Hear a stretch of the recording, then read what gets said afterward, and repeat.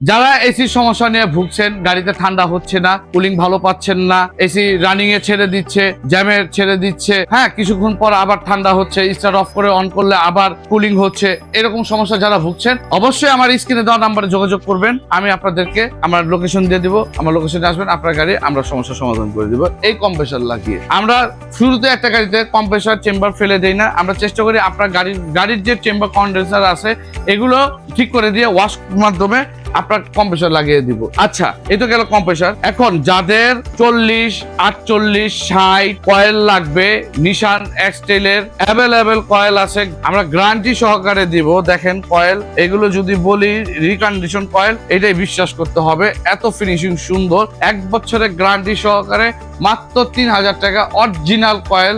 এটাতে কোনো নতুন কয়েল কিন্তু মার্কেটে যে কয়েল আছে প্রোগ্রাম হ্যাং করে ফেলে, এটাতে প্রোগ্রাম হ্যাং হবে না ইনশাল্লাহ, গ্যারান্টি সহকারে 3000 টাকা অনলি, এক পিস 3000 টাকা। 1 বছরের 1 দিন আগে যদি সমস্যা হয় সাথে সাথে আবার আরেকটা চেঞ্জ করে দিব। আসসালামু আলাইকুম।